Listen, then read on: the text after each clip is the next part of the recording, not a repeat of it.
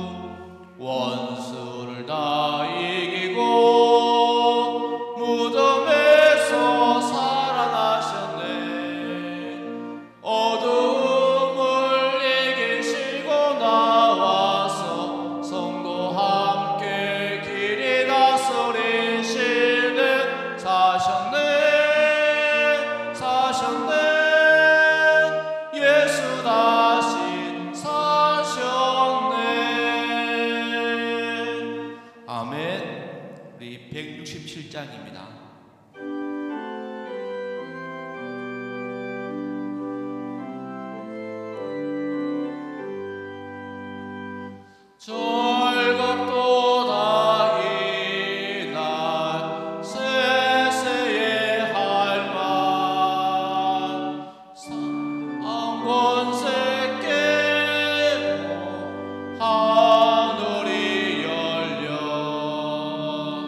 죽은 자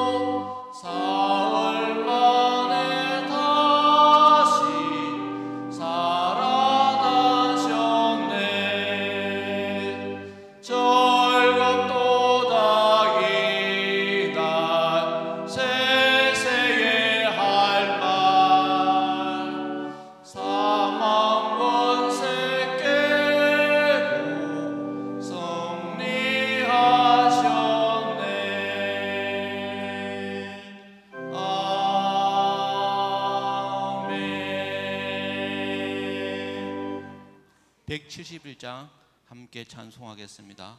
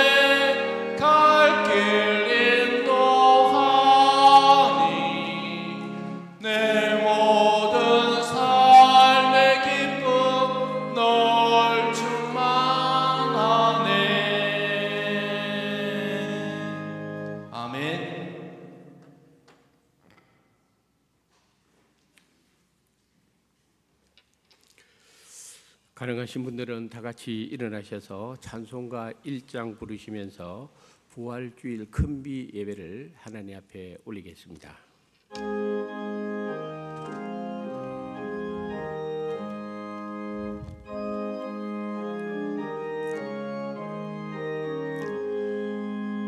만복의 근원 하나님 온 백성 찬송 드리고 저 천사여 찬송하시 찬송 성부 성자 성령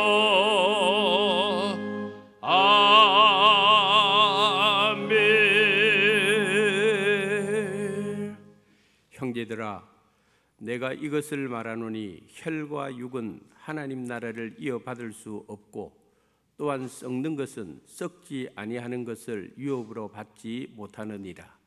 보라, 내가 너희에게 비밀을 말하노니 우리가 다 잠잘 것이 아니요 마지막 나팔의 순식간에 홀연히 다 변화되리니 나팔 소리가 나며 죽은 자들이 썩지 아니할 것으로 다시 살아나고 우리도 변화되리라. 아멘.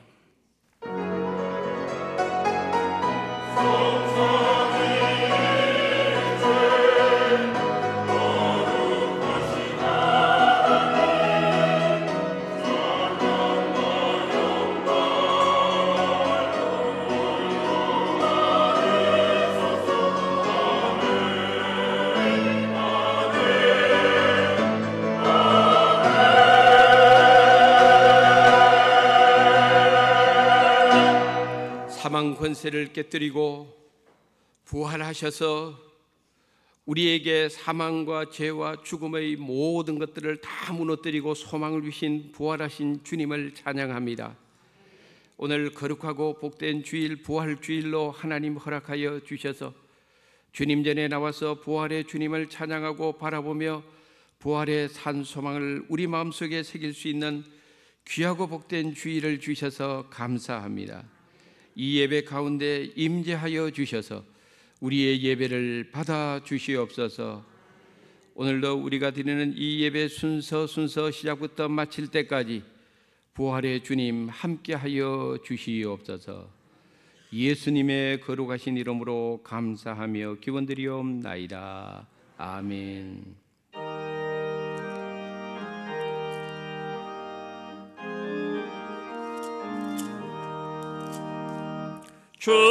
주님께 영광, 다시 사신 주 사망 권세 모두 이기시었네. 흰 옷 입은 천사 돌을 옮겼고 누셨던 곳은 비어 있었네.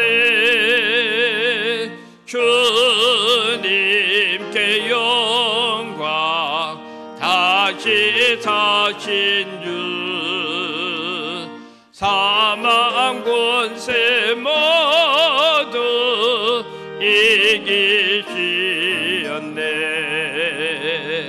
부활의 주님 나타나시사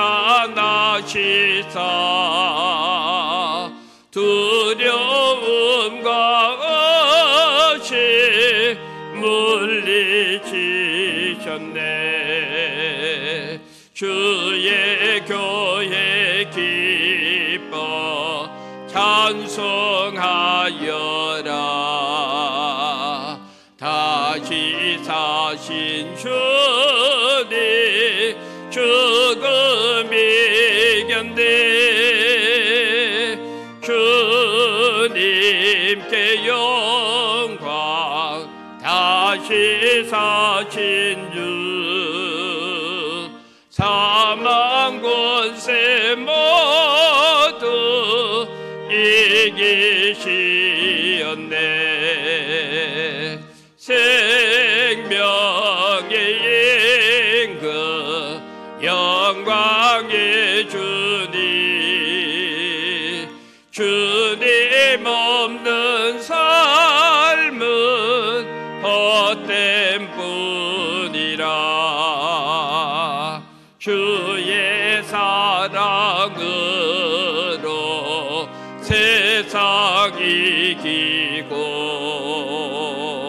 요단 건너 본향 가게 하소서. 주님께 영광, 다시 사신 주 사망 권세 모두 이기시었네.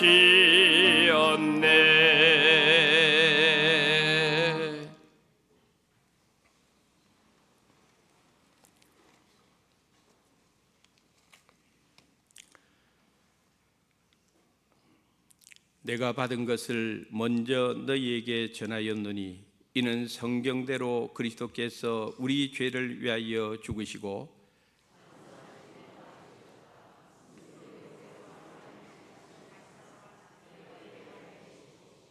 후에 12 제자에게와 그 후에 500여 형제에게 일시에 보이셨나니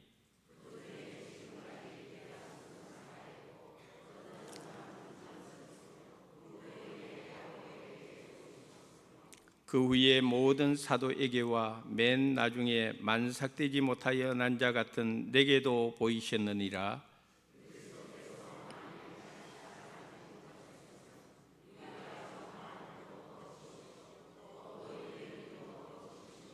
만일 그리스도 안에서 우리가 바라는 것이 다만 이 세상의 삶뿐이면 모든 사람 가운데 우리가 더욱 불쌍한 자이리라.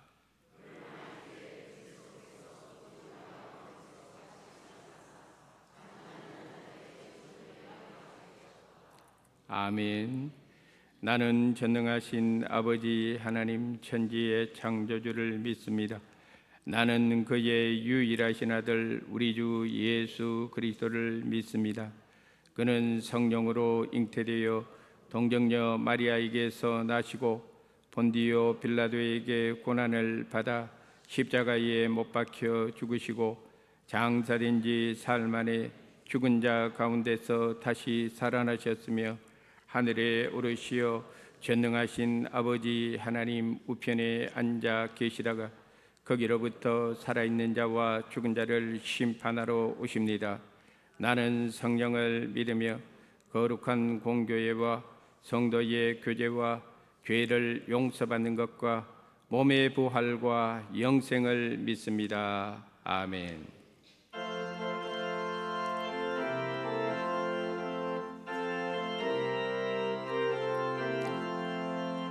할렐루야 우리 예수 부활 승천하셨네. 세상 사람 찬양하니 천사와 다마도다. 구주 예수 부활하사 사망 권세 이겼네. 구주 예수 부활하사 사망 권세 이겼네. 할렐루야 우리 예수 왕의 왕이 되시고 우리들의 중보되심 성령 증거하시네. 구주 예수 부활하사 처음 열매 되셨네. 구주 예수 부활하사 처음 열매 되셨네. 할렐루야 우리 예수 흠과 티가 없도다. 무덤 속에 갇혀인 주가 일으키시네. 구주 예수 부활하사 영광 주러 오시네. 구주 예수 부활하사 영광 주러 오시네.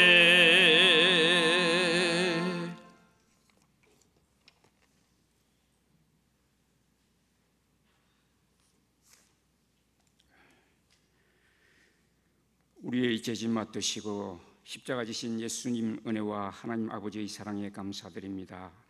십자가의 고통으로 죽으셨으나 다시 살아나시어 부활의 첫 열매로 나타나셨고 모든 믿는 자에게 영원한 생명을 약속하여 주심에 감사드립니다.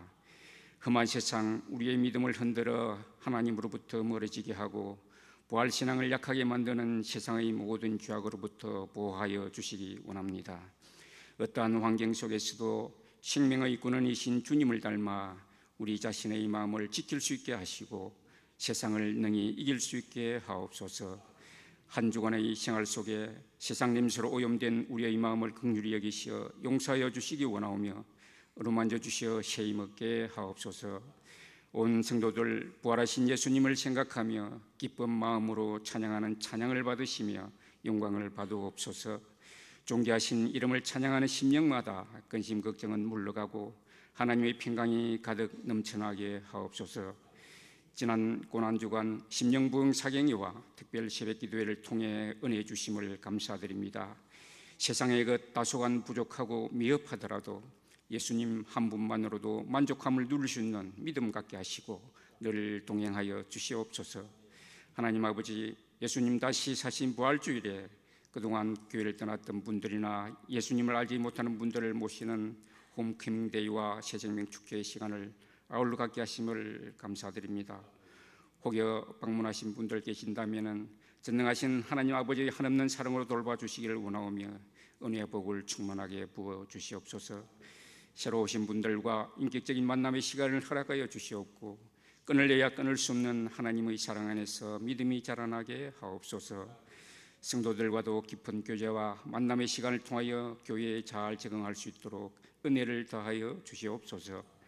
120년 된 우리 수원교회를 성령의 충만한 은혜로 지켜주시기 원합니다. 긴 역사의 자랑뿐만 아니라 무엇보다 성도의 성숙한 신앙으로도 하나님의 자랑거리가 될 수 있도록 인도하여 주시옵소서. 성도들의 일상을 또한 축복하여 주시며 삶의 전 영역에서 하나님의 은혜와 복을 누리며 살아갈 수 있도록 도와주시옵소서. 자라나는 다음 세대가 말씀의 토대 위에 잘 자라나기를 기도드립니다. 화려한 세상 문화에 현혹됨이 없이 오직 믿음과 말씀으로 바로 서게 하시고 이 시대를 밝혀가는 빛의 자녀들 되게 하여 주시옵소서.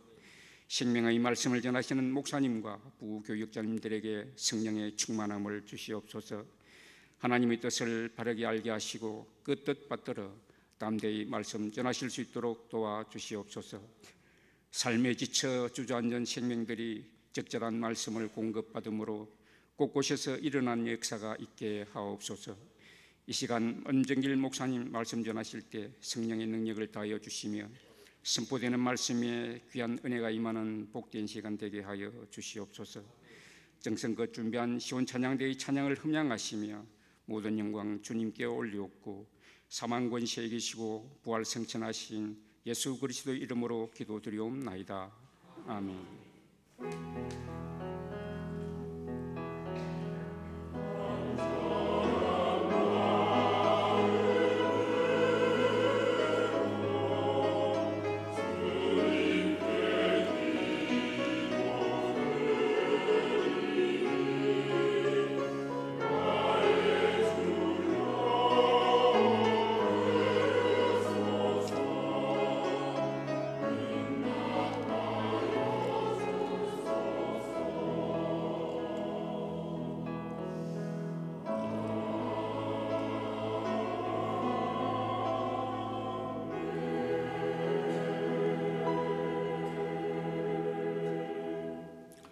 오늘 우리들에게 주시는 하나님의 말씀은 에스겔서 37장 12절부터 14절까지의 말씀이 되겠습니다.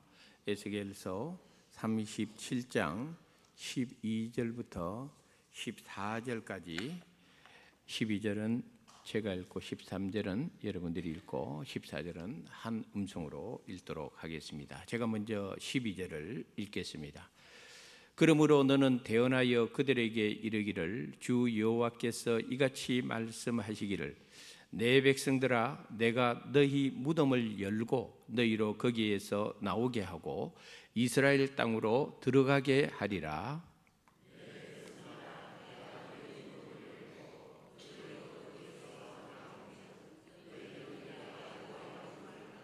다 같이 내가 또 내 영을 너희 속에 두어 너희가 살아나게 하고 내가 또 너희를 너희 고국 땅에 두리니 나 여호와가 이 일을 말하고 이룬 줄을 너희가 알리라. 여호와의 말씀이니라. 아멘. 이것은 하나님의 말씀입니다.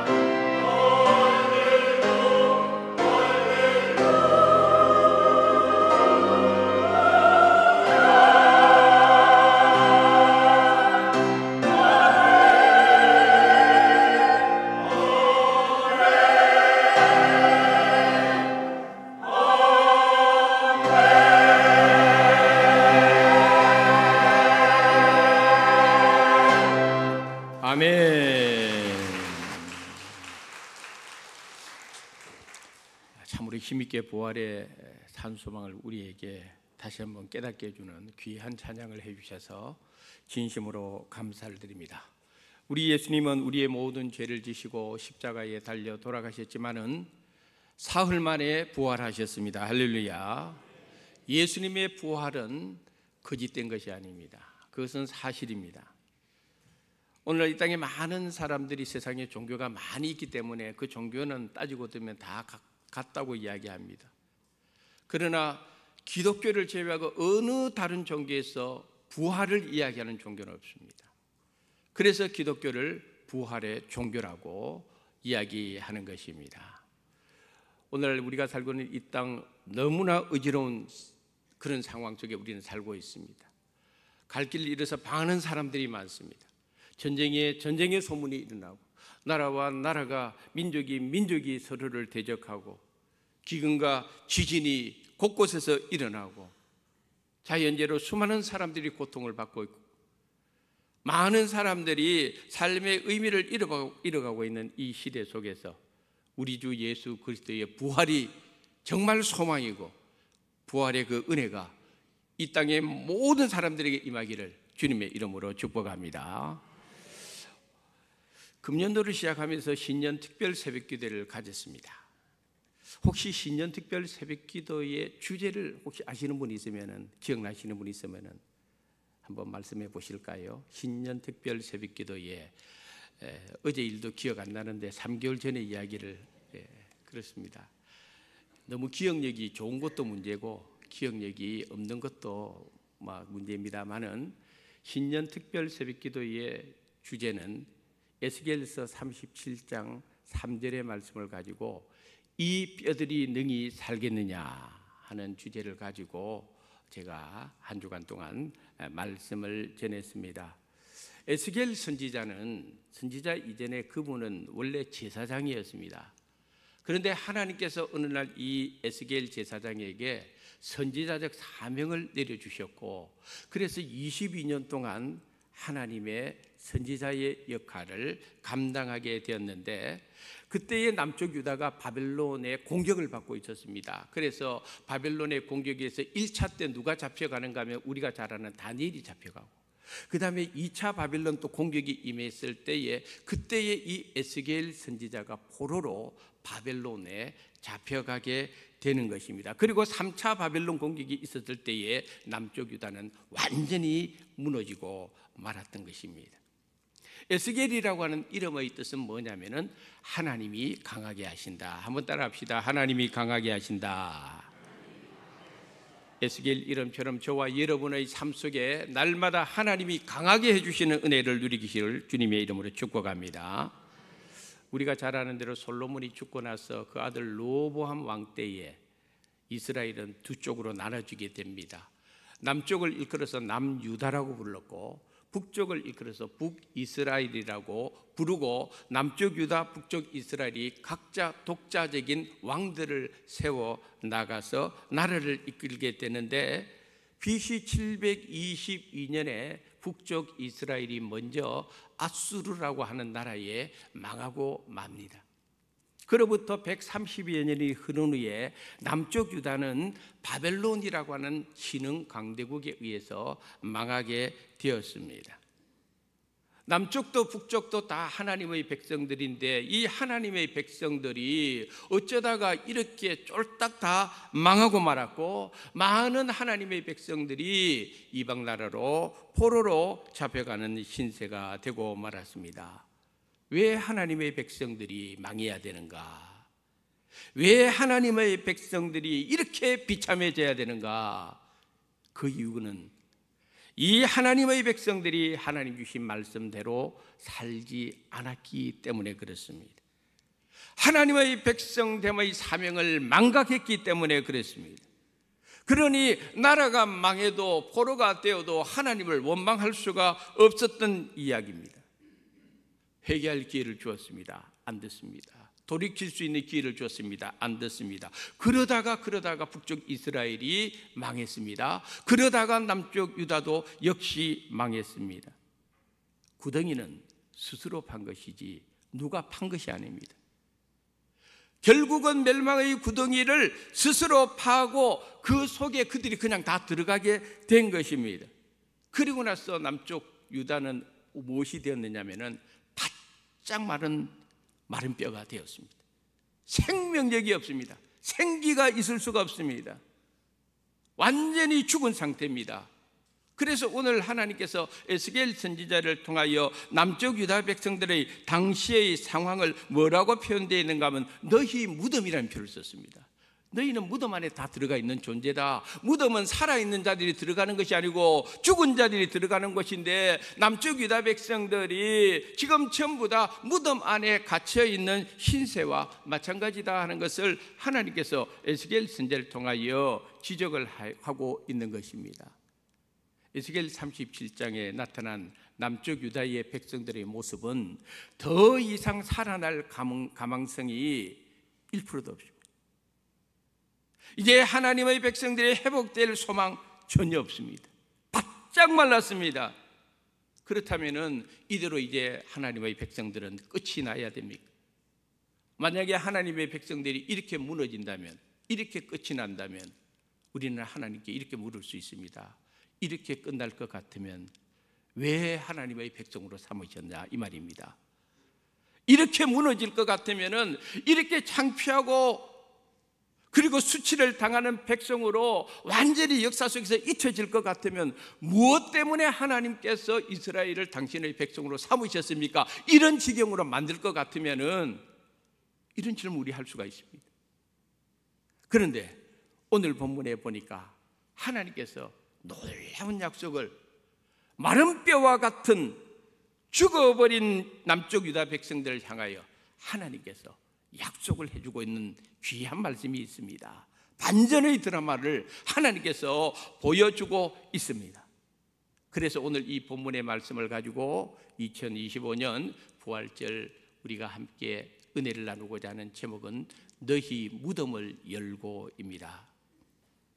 에스겔서 37장을 읽어보면 두 가지 중요한 이야기가 여기에 기록되어 있습니다. 하나는 우리가 너무도 잘 아는 마른 뼈 사건이 여기에 기록되어 있습니다. 조금 전에 말씀드린 대로 마른 뼈는 남쪽 유다 백성들의 상황을 마른 뼈처럼 묘사를 한 것입니다. 또 한 가지 이야기가 나옵니다. 무슨 이야기인가 하면은 하나님께서 에스겔에게 두 개의 막대기를 보여주면서 이 두 개의 막대기가 결국은 하나님의 손에서 하나가 될 것이다 하는 약속을 해주고 있다는 것입니다.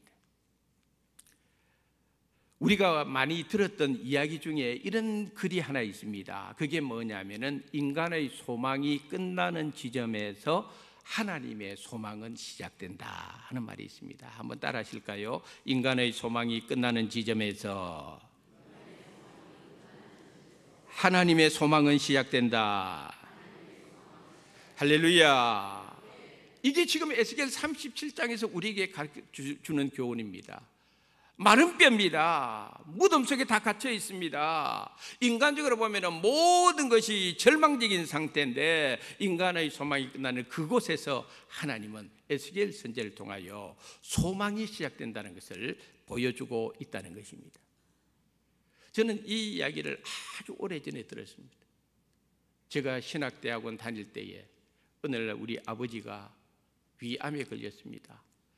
평소에 소화가 잘 안 돼서 계속 소화제만 드시는데 부산대학병원 가서 진찰을 받아보니까 위암 말기라는 선언을 받았습니다. 가족들이 모였습니다. 의사가 말합니다. 길게 살아야 2달도 못 갑니다.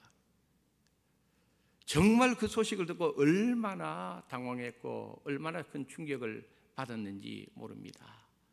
우리 아버지 이제 2달밖에 못 보나. 그 생각을 하니까 온 가족이 오열할 수밖에 없었습니다. 그때에 저희 어머니하고 친한 다른 교회 다니는 권사님이 이 말을 했습니다. 인간의 소망이 끝나는 지점에서 하나님의 소망이 시작되니까 절망 속에 빠져있지 말고 끝까지 하나님을 붙드십시오. 그때 그 이야기가 제 마음속에 탁 들어왔어요. 그래서 열심히 하나님 앞에 기도했습니다. 하나님, 우리 아버지 살려주세요. 우리 아버지 좀 살려주세요. 우리 아버지 58입니다. 우리 아버지 58인데 아직도 할 일이 많고 살 날이 많는데 하나님 불러가시면 안 됩니다. 그렇게 기도했습니다. 그랬더니 하나님께서 저 기도를 들어주셨을까요? 안 들어주셨을까요? 안 보이나? 안 들어주셨습니다. 한 달 반 만에 의사가 말한 대로 그냥 돌아가셨습니다. 우리는 하나님 앞에 기도했습니다. 기적이 일어나기를 기도했습니다. 근데 하나님은 우리가 원하는 기적을 일으켜 주지 않았습니다. 그럼에도 불구하고 저는 창세기부터 요한계시록까지 수없이 많이 일어난 이 하나님의 기적을 저는 분명히 믿습니다. 많은 사람들이 이 신앙생활에 슬럼프에 빠지는 이유, 혹은 신앙생활에 넘어지는 이유가 뭔지 아십니까? 자기 원대로 안 되기 때문에 그런 겁니다. 자기 소원대로 되면 괜찮아요. 그런 식으로 신앙생활을 한다면 얼마나 기쁘겠어요. 내 소원대로 하나님께서 기도한 대로 이루어지면요 얼마나 좋겠어요. 내가 원하는 대로 이루어지면 얼마나 좋겠어요. 그런데 신앙생활의 벽이 언제 나타나는가 하면 내가 원하는 대로, 내가 바라는 대로 이루어지지 않을 때 거기에서 문제가 생기는 겁니다. 이 부활절에 우리가 기억해야 될 것이 있습니다. 예수님께서 십자가를 지시기 전에 겟세마네 동산에 하신 마지막 결단의 기도는 내 원대로 마옵시고 아버지의 원대로 하옵소서. 할렐루야. 아버지의 뜻대로 해달라는 겁니다. 근데 우리는 많은 경우 내 뜻대로, 내 소원대로 해달라는 겁니다. 내가 원하는 대로 해달라는 겁니다. 신앙생활이라는 것은 내 소원, 내 원대로 하는 것이 아닙니다. 하나님의 뜻대로 나아가는 겁니다. 이게 믿음 생활입니다. 구원의 시작부터 완성까지는요 전부 다 하나님이 하시는 일입니다. 그 속에서 우리의 구원이 이루어지는 것입니다. 그래서 구원이라고 하는 것은 하나님의 선물이지 거기에서 내 공로가 드러날 수가 없고 내 의가 드러날 수가 없습니다. 사도 바울이 이야기합니다. 우리가 구원받는 것은 전적으로 하나님의 선물이다. 할렐루야. 그래서 오늘 우리가 부활절을 맞이해서 1부에도 그렇고 2부에도 그렇고 저희 교회에 다니시다가 좀 뜸하신 분들 혹은 새롭게 나오신 분들을 위해서 교회에서 작은 선물을 준비했는데요. 그 선물의 문구가 나중에 받아가시는 분들은 아시겠습니다만은 무슨 문구가 되어 있는가 하면은 고소한 건 유체유. 그러니까 지금 유체유를 준비했습니다. 여러분 기름을 준비했습니다. 고소한 건 유체유, 복된 건 예수유, 수완교회에서 드려유 이렇게 되어 있는 거야. 이걸 읽어서 충청도 버전이라 되는 것이죠. 예. 다음에는 이제 전라도 버전이 나올 것이고, 또 경상도 버전도 나올 것인데 이번 부활절을 계기로 해서 남북으로 갈라져 있고 동서로 갈라져 있고 보수와 진보로 갈라져 있는 이 대한민국이 하나님의 손에서 하나가 되어지는 역사가 일어나기를 주님의 이름으로 축복합니다. 바벨론에서 아무런 희망도 없이 살아가던 남쪽 유다 백성들이었습니다. 고향이 그리워도 못 가는 신세. 지난주 부흥회 했는데 부흥 강사는 이 강단에서 어째 그래 세상 노래를 잘 부르는지. 그래서 내가 곰곰이 생각했습니다. 부흥 강사와 담임 목사의 차이는 딱 한 가지다. 부흥 강사는 마음껏 불러도 가면 그만이다. 그러나 담임 목사는 불렀다가 잘못 부르면 그것이 또한 꼬투리가 잡힐 수가 있다. 저 성격 잘 아시죠? 저도 한 곡 부르고 싶어요.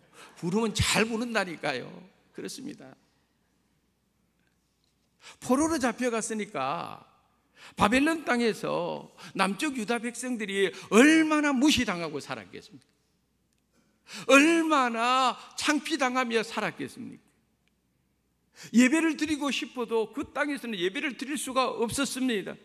하나님을 찬양하고 싶었으나 찬양을 할 수도 없었습니다. 포로로 잡혀갈 때에 남쪽 유다 백성들 가운데서 신실한 백성들은 그들의 악기 시온 땅에서 하나님께 제사 드리면서 예배 드리면서 가지고 있던 그 악기를 바벨론 땅까지 들고 갔습니다. 그곳에서도 찬양할 줄 알았습니다. 그곳에서도 예배 드릴 줄 알았습니다. 그런데 당시 상황이 시편 137편 1절 2절에 이렇게 기록되어 있습니다. 한번 읽어보도록 하겠습니다. 우리가 바벨론의 여러 강병 거기에 앉아서 시온을 기억하며 울었도다. 그 중의 버드나무에 우리가 우리의 수금을 걸었나니. 아멘. 바벨론 땅에서 뭐 하고 있었습니까? 울었습니다. 시온을 생각하며 울었습니다. 우리가 시편에 보면은 비파와 수금을 들고 하나님을 찬양한다는 기록이 많이 있지 않습니까? 그 수금을 들고 하나님 찬양할 줄 알고 포로길이지만은 갔는데 그곳에서 수금을 가지고 연주할 수도 없습니다. 버드나무에 그냥 수금을 걸어놓고 지난날 시온 땅에서 마음껏 하나님 앞에 예배드리는 그걸 생각하고 바벨론 강변에서 울고 또 울었습니다. 그게 남쪽 유다 백성들의 모습이었습니다.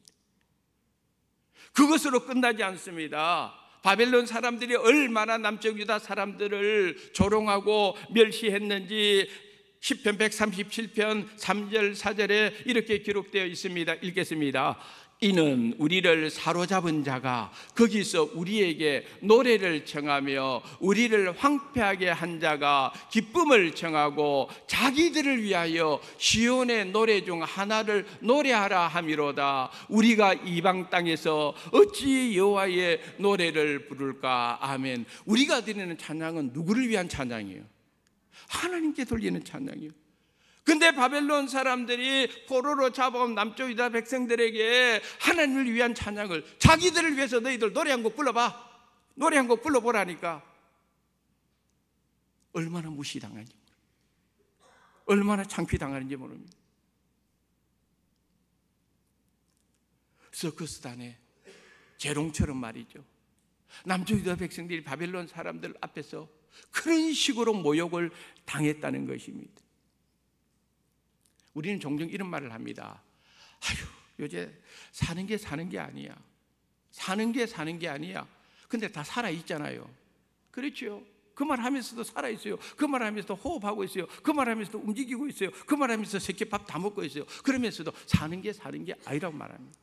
왜 그런 말 나옵니까? 왜 그런 이야기를 합니까? 삶의 목적이 없기 때문에 그런 거예요.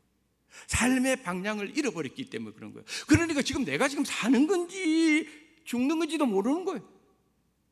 삶의 목적, 삶의 의미를 모르고 살아가면 그런 말 나오게 되어 있는 것이죠. 근데 성경에서 말하는 사람이 살아있다는 것은 뭘 의미하느냐 하면 목적을 가지고 사는 거예요.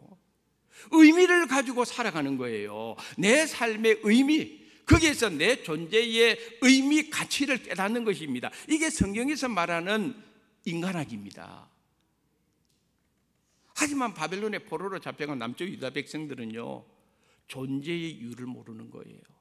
왜 사는지, 앞으로 어떻게 되는지, 무엇을 위해서 살아야 되는지, 내일은 무엇이 있는지, 희망이나 있는지 아무것도 없습니다. 그러니까 하나님께서 에스겔 선지자를 통하여 너희는 바짝 마른 뼈와 같다는 거예요. 마른 뼈와 같다는 거예요. 그 무더기가 그냥 산처럼, 더미처럼 쌓여 있다는 겁니다. 그런데 하나님께서 오늘 본문에 무덤 안에 있는 너희를, 이런 표현을 합니다. 무덤 안에 있는 너희라 그랬습니다. 오늘 우리 부활주의를 맞이하면서 이 말씀이 우리에게 던지는 질문이 되어야 됩니다. 나는 지금 무덤 안에 있지 않을까? 나란 존재가 무덤에 갇혀있는 인생은 아닐까? 나라는 존재가 걱정과 염려와 근심이란 그 무덤 속에 내가 갇혀 있지는 않을까? 나라는 존재가 육신의 정욕, 안목의 정욕, 이생의 자랑이란 그 무덤 속에 지금 갇혀 있는 존재는 아닐까? 나라는 존재가 교만이라는 무덤 속에, 자아라고는 고집스러운 무덤 속에 나는 지금 갇혀 있지는 않을까? 나라는 존재가 세상의 계미와 쾌락이라고는 무덤 속에 갇혀 있지는 않을까? 나라는 존재가 하나님의 은혜를 망각하고 사명의 자리에서 벗어나 그렇게 세월을 낭비하는 그런 무덤 속에 내가 갇혀 있지는 않을까? 여러분 어떻습니까? 무덤에 갇혀 있지 않습니까 지금? 하나님은 오늘 에스겔 선지자를 통하여 무덤에 갇혀 있는 남쪽 유다 백성들에게 놀라운 선포를 합니다. 한번 따라합시다. 내가 너희 무덤을 열고 너희로 거기에서 나오게 하고 이스라엘 땅으로 돌아가게 하리라. 할렐루야. 무덤에 갇혀 있는 남쪽 유다 백성들에게 하나님께서 이 놀라운 선포를 하는 겁니다. 내가 너희 무덤을 열어주겠다는 거예요. 내가가 누굽니까? 하나님이십니다. 이는 누가 하신다는 말입니까? 하나님이 하신다는 말입니다. 바짝 마른 남쪽 유다 백성들이 할 수 있는 아무것도 없습니다. 그러므로 누군가가 무덤에 갇혀있는 남쪽 유다 백성들을 무덤 문을 열어서 그들을 끄집어 내줘야 되는데 이 일을 누가 하시겠다? 하나님이 해주시겠다. 할렐루야. 우리 하나님께서 그것을 에스겔 선지를 통하여 약속해 주었다는 것입니다. 놀라운 은혜의 말씀입니다. 요한복음 11장에 보면은 예수님께서 죽은 지 나흘이나 된 나사로를 살리는 내용이 나옵니다. 잘 아는 내용입니다. 그래서 우리 어릴 적에 이 나사로를 살리는 요걸 가지고 교회에서 율동 많이 했어요. 율동 많이 했어요. 예수님이 말씀하시니 죽은 나사로가 살아났다네. 요걸 어떻게 율동을 했는가 하면은 예수님이 말씀하시니 죽은 나사로가 살아났다네. 지난주에 제가 무릎을 수술해 가지고, 근데 옛날에 그 시절에 영화가 강시 영화가 유행했어요. 아시죠? 그래서 전부 강시처럼 살아난다 해가지고 펄짝펄짝 뛰었는데요, 우리는 죽은 나사로가 살아났다네 할 때는 양손을 들고 살아났다네 이렇게 하고 한번 따라 한번 해보실까요? 다 같이 한번 불러보겠습니다. 예수님이 말씀하시어 죽은 나사로가 살아났다네. 할렐루야. 나도 부흥회 가면 잘한다니까. 안 불러줘서 문제지. 어디 가면. 근데 원래 믿음 생활하면서 은혜 받으려면 어린아이와 같이 돼야 되는 거예요. 그냥 편하게 아멘 아멘 하고. 그러면 한번 생각해 보세요. 나사로가 죽은 지 나흘이나 되고 시체가 썩는 냄새가 나고 이미 그 시체는 배로 동동 묶어가지고 그 무덤 속에 들어가 있는데 여기에는 소망이 없는데, 살아날 가망성이 없는데, 근데 예수님이 선포를 합니다. 나사로야 나오너라 하는 겁니다. 그럴 때의 나사로가 살아나지 않습니까? 근데 이 사건이 조작된 사건이 아니라 백주대낮에 많은 사람들이 보는 앞에서 요 일이 일어난 것입니다. 그때의 상황을 요한복음 11장 45절에 어떻게 기록되어 있느냐 한번 읽어보겠습니다. 마리아에게 와서 예수께서 하신 일을 본 많은 유대인이 그를 믿었으나, 잘 보세요. 예수께서 하신 일, 이게 뭡니까? 나사로를 살린 사건. 많은 유대인이 그걸 보았다 그랬습니다. 그리고 믿었습니다. 근데 문제는 요 구절이 말이죠. 믿었더라 이러고 딱 끝나면 좋은데 믿었으나 이렇게만 해놨어요. 그럼 뭔가 찜찜한 뭔가 뒤에 어떤 일이 생길 것이다 하는 것이 그 단어 속에 내포되어 있는데 무슨 일이 생겼느냐? 요한복음 11장 53절에 이렇게 기록되어 있습니다. 한번 읽어보겠습니다. 이날부터는 그들이 예수를 죽이려고 모이하니라. 아멘. 이날부터, 이날이 무슨 날입니까? 나사로를 살린 날. 예수님은 살렸는데 이날부터 예수를 죽이려는 모의가 시작이 됩니다. 놀라운 일이지 않습니까? 왜? 동일한 장소에 있었는데, 동일한 사건을 보았는데, 많은 것을 보았는데 왜 많은 사람들이 다 똑같은 은혜를 못 누리냐 이 말이에요. 왜 어떤 사람은 믿었는데 어떤 사람은 그 은혜 속에 다 들어갔는데 왜 어떤 사람은 그날부터 예수를 죽이려고 모의를 하느냐 이 말입니다. 우리가 깊이 생각해야 됩니다. 오늘날도 마찬가지예요.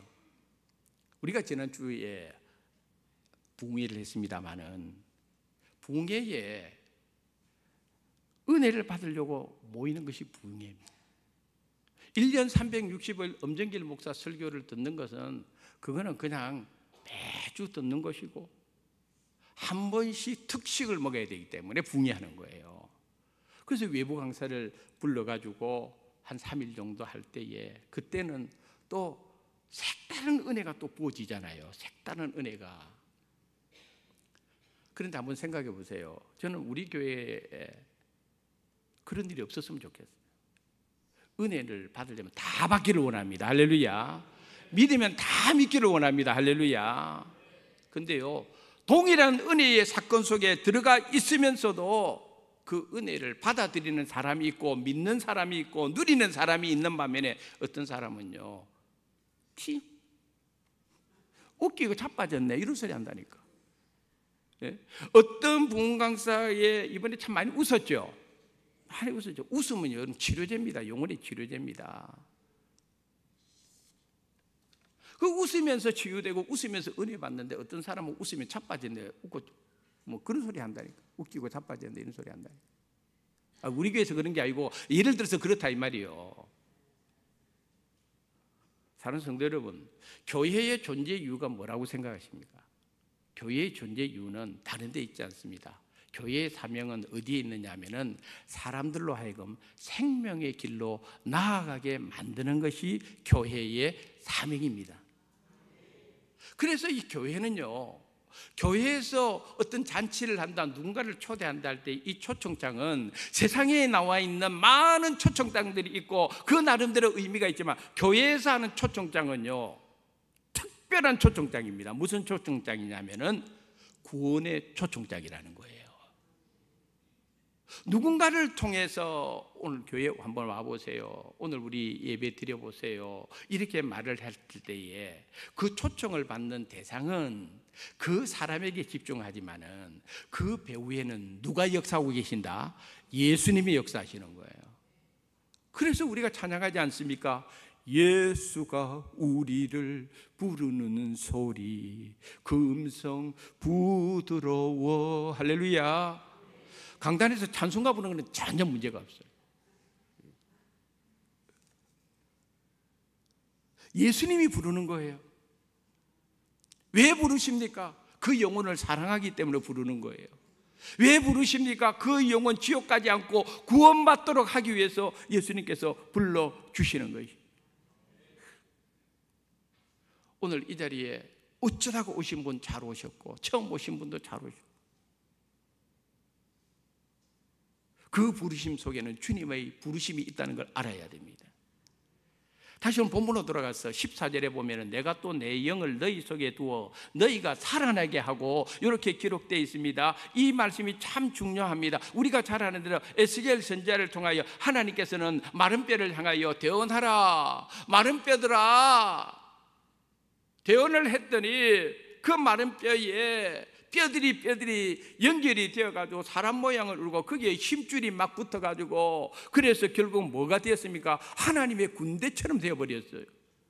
근데 그거로 끝납니까? 안 끝납니다. 거기에는 뭐가 없다?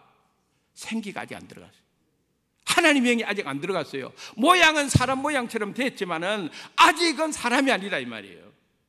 그래서 에스겔 선지자를 통하여 말합니다. 내가 내 영을 너희 속에 두어 너희가 살아나게 하고, 할렐루야, 살아나야 된다 이 말이에요. 사람들이 착각하는 중에 하나는요, 교회 다닌다고 다 구원받는 줄 알아요. 교회 다닌다고 구원 못 받습니다. 착각해서는 안 됩니다. 교회에 다닌다고 구원받는 것이 아니고 예수를 믿어야 구원받는 거예요. 직분 가지고 구원 못 받습니다. 내가 뭐 교회에서 막 이만큼 믿었고 이만큼 헌금했고 뭐 이만큼 내 봉사하고 있고 그래서 나는 뭐 천국 간다, 천만의 말씀이에요. 성경 어느 구절에 그런 말씀이 어디에 있어요? 누구든지 주의 이름을 부르는 자가 구원받는 거예요. 마지막 순간에요, 여러분, 내가 주님하고 부를 수 있는 것이 축복이에요, 은혜예요. 어떤 사람은 그 소리도 못해요. 그러므로 교회 다니는 것하고 예수님과 동행하는 것은 이게 별개의 문제입니다. 별개의 문제입니다. 교회만 다니면 그 사람은 종교인이요. 예수님과 동행해 사는 사람은 그 사람은 그리스도인이요. 천국은 그리스도인이 들어가는 것이지 교회 다니는 사람이 들어가는 것이 아니에요. 착각하면 안 됩니다. 우리 예수 제대로 잘 믿어야 됩니다. 언제 우리 주님이 나를 불러가실지 어떻게 알아요? 어떻게 알아요? 내일을 우리가 보장할 수 있습니까? 그래서 우리는요, 교회를 다니는 사람들이 아니고 예수를 믿는 사람들이 되어야 되는 거예요. 교회에 다녀도 예수님하고 동행하지 않는 사람 많습니다. 교회에 다녀도 불순종하는 사람 많습니다. 교회에 다녀도 자기 의에 빠져 있는 사람 많습니다. 교회에 다녀도 구원의 확신이 없는 사람 많습니다. 교회에 다녀도 성경 말씀 제대로 믿지 않는 사람 많습니다. 내가 예수의 사람이 되려면요, 오늘 말씀 내 안에 하나님의 영이 들어와 있어야 됩니다. 하나님의 영이 내 안에 충만해져야 됩니다. 그래서 우리는요, 예수로 살고 예수로 죽는 예수의 사람들이 되어야 될 줄 믿습니다. 오늘 말씀의 결론입니다. 하나님의 능력으로 예수님 부활하셨습니다. 그리고 예수님은 부활의 첫 열매가 되었습니다. 더 나아가지고 예수님의 부활은 장차 저와 여러분의 부활이 됩니다. 할렐루야. 이거는 성경이 증가하고 있는 거예요. 예수님만 부활한 사건으로 끝나는 것이 아니라 장차 우리도 부활합니다. 이게 성경의 교훈입니다. 그런데 부활하기 위해서는요, 먼저 있어야 될 게 있습니다. 뭐냐 하면은 죽어야 합니다. 죽지 않고 부활을 논할 수가 없습니다. 죽지 않고 부활을 이야기할 수도 없습니다. 부활은 어디에서 나타나냐? 먼저 죽는 선행적인 사건이 있을 때 부활이 일어나는 겁니다. 그렇다면 이 부활절에 주님의 부활이 나의 것이 되려면 내 안에 죽어야 될 것이 무엇이라고 생각하십니까? 죽어야 될 것이 죽어야 부활이 부활로서 자리 잡게 되는 것입니다. 무엇보다도 우리 모두 각양각색의 더럽고 추한 죄악의 무덤 안에 갇혀있는 우리, 그 무덤의 문을 열고 하나님이 우리 한 사람 한 사람 나오게 하심으로 오늘 부활의 은혜가 우리에게 있다는 것을 기억하고 우리 모두 부활의 소망 속에, 새로운 은혜 속에 승리하며 살아가시기를 주님의 이름으로 축원합니다. 하나님 아버지 감사합니다. 오늘 저희들에게 부활 주일을 허락하여 주시고 예수님의 부활이 얼마나 우리 성도들에게 복된 축복의 사건인가를 깨닫게 하여 주실 뿐만 아니라 이 예수님의 부활이 또한 장차 우리의 부활이 되게 하나님께서 약속해 주신 것을 믿고 감사를 드립니다. 하나님 아버지, 오늘도 에스겔 선지자를 통하여 마른 뼈와 같이 무덤 안에 갇혀있는 남쪽 유다 백성들에게 내가 무덤을 열고 너희를 끄집어내어 주신다는 이 놀라운 하나님의 말씀을 약속으로 받고 우리 성도님들 날마다 무덤에 갇혀있는 인생이 아니라 주님의 능력의 손에 의해서, 주님의 능력의 음성에 의해서 무덤 밖으로 나오는 복된 성도님들이 되게 축복하여 주시옵소서. 예수님의 이름으로 기도드리옵나이다. 아멘.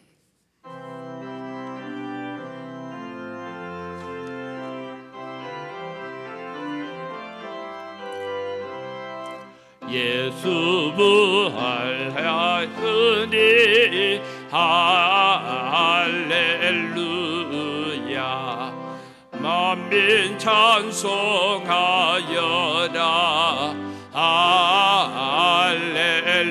할렐루야. 천사들이 즐거워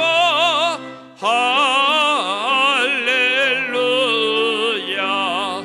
기쁜 찬송 부르되 할렐루야. 대속하신 주 예수 할렐루야. 선한 싸움 이겼네 할렐루야. 사망 권세에게 고 할렐루야. 하늘 문을 여셨네 할렐루야. 마귀 권세 이기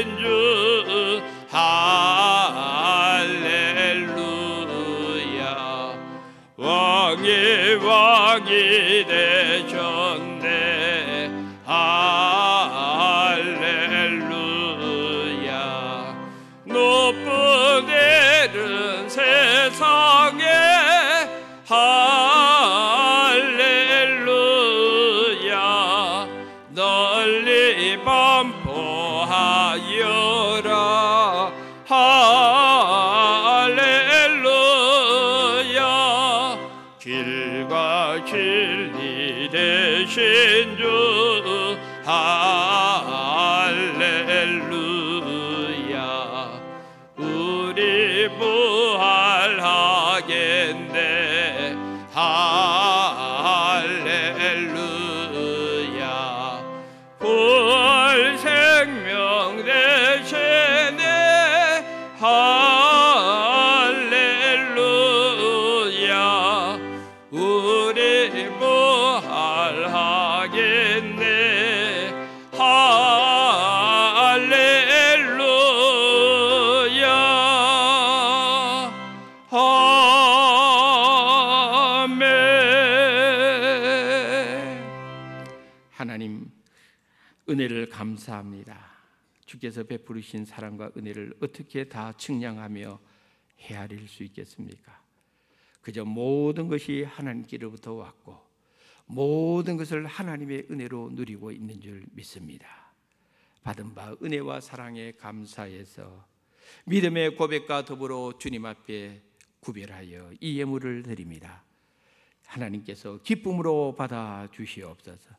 이 예물이 하나님의 뜻을 이루고 하나님의 나라를 확장하며 주님의 교회를 위하여 잘 사용되고 선교지를 위하여 잘 사용되게 하여 주시옵소서. 어렵고 힘든 경제 생활이 이어지고 있지만 그럼에도 불구하고 주의 백성들의 삶을 이번 한 주간도 영혼이 잘됨같이 범사가 잘되게 축복하여 주시옵소서. 손으로 수고하는 모든 일들 위에 들어와도 복받고 나가도 복받는 은혜가 있게 하여 주시옵소서. 예수님의 거룩하신 이름으로 기도드리옵나이다. 아멘. 먼저 오늘 부활주일에 오신 성도님들 주님의 이름으로 환영합니다. 나중에 우리 모처럼 오신 분들, 우리 오늘 새신자도 그렇고 오랜만에 오신 분도 그렇고 일부에도 그렇고 2부에서도 나중에 나가시면은 우리 교육자님들에게 말씀하시면은 교회에서 준비한 조그만 선물 다 받는 것이 아니고 초청하신 분 그리고 새롭게 오신 분들만 해당이 되겠습니다. 선물을 받아가시면 감사하겠습니다. 이번 주 금요일에 금요 기도회 모입니다. 아울러 4월 23일 이번 주 수요일부터 수요 예배 단비 기도회 시간이 7시 30분에 시작됨을 기억해 주시면 좋겠습니다.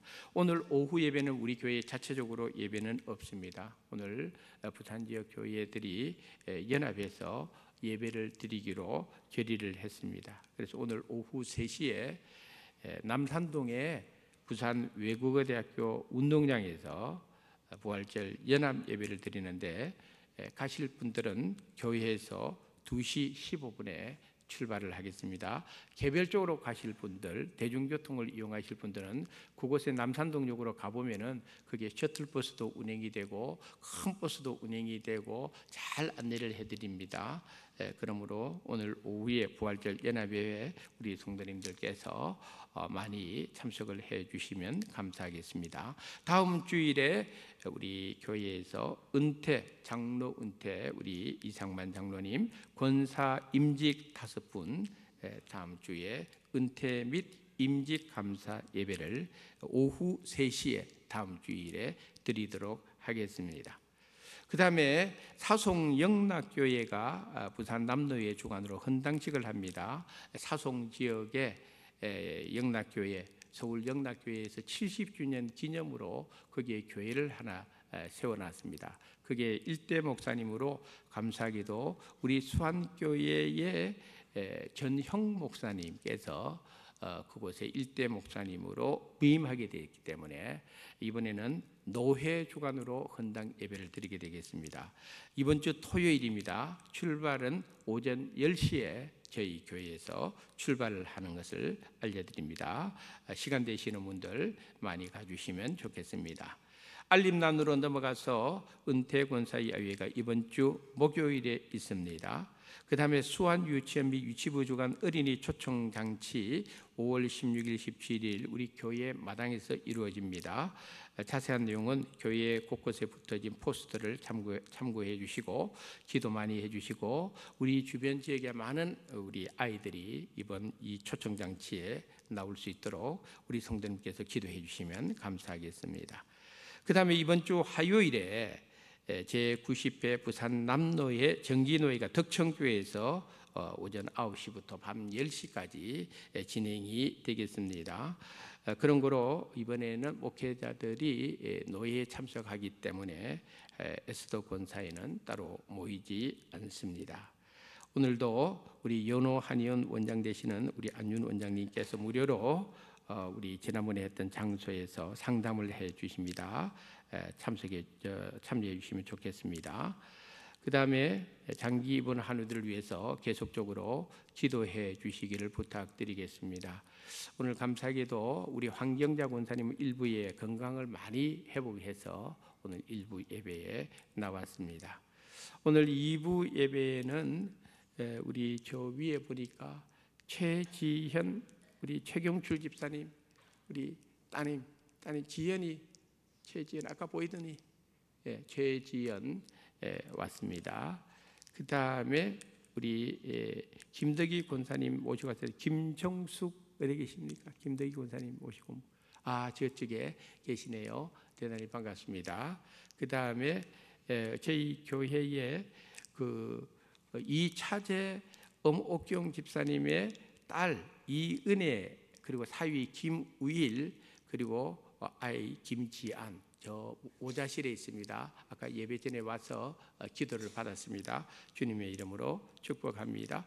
윤정옥 우리 권사님 박소영 씨 어디 계십니까?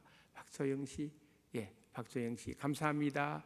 만나서 반갑습니다. 아주 패셔너블한 모자가 멋집니다. 대단히 감사합니다. 그 다음에 임미정 우리 김옥녀 집사님입니까?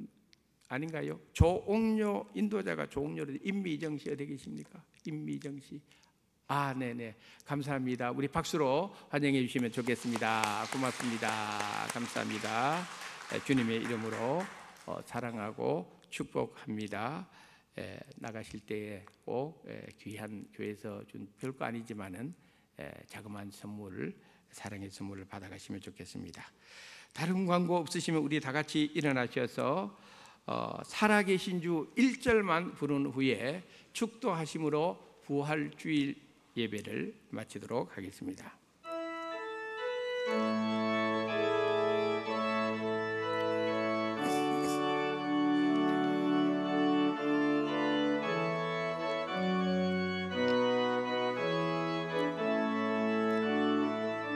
주 하나님 독생자 예수 날 위하여 오시었네. 내 모든 죄 용서하시고 죽음에서 부활하신 나의 구세주 살아계신 주 나의 참된 소망 걱정 근심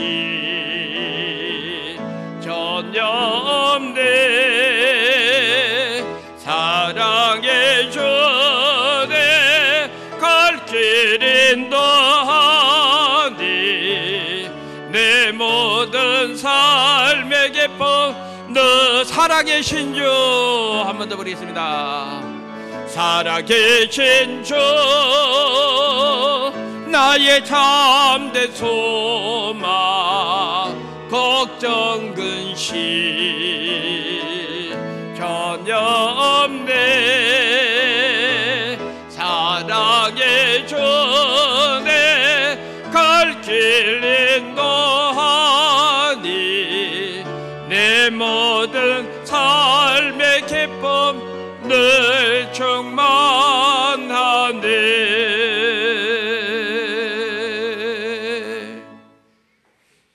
생일을 맞은 사랑하는 성도님들을 지난 1년 동안 지켜주신 하나님, 변함없는 주의 은혜와 사랑으로 저들을 지켜주시고 축복하여 주시옵소서. 군에 가 있는 우리의 자녀들과 타지에 출타 중에 있는 교우들, 어느 곳에 있든지 우리 하나님을 붙들고 믿음으로 살고 믿음으로 승리하는 자녀들이 되게 축복하여 주시옵소서. 육신의 질병으로 어려움을 겪고 있는 성도님들, 가정에서나 병원에서나 혹은 이 자리에 계신 분들 가운데서도 육신의 연약함을 안고 살아가는 분들이 많이 있습니다. 하나님 기억하여 주시고 한 사람 한 사람 찾아가 주시고 위로해 주시고 주님의 거룩한 능력의 손, 피 묻은 손으로 안수하여 주시옵소서. 고쳐 주시옵소서. 기적이 필요한 곳에는 기적도 일으켜 주시옵소서. 오늘 우리 수한교회에 참 모처럼 새롭게 나오신 분도 있고 또 그동안의 교회 생활을 잘 못하다가 나오신 분들도 있습니다. 한 분 한 분 우리 하나님께서 기억하시고 저들을 두 손 들어 축복하여 주시옵소서. 우리 수한 유치원을 축복합니다. 수한교회 교육부를 축복합니다. 5월달에 있을 우리 어린이 잔치를 축복합니다. 우리 수한교회 다음 세대들이 무럭무럭 자라날 수 있도록 수한 유치원을 복되게 하시고 교육부를 축복하시고 이들을 위하여 수고하는 교역자들과 교사들에게 은혜와 능력을 더하여 주시옵소서.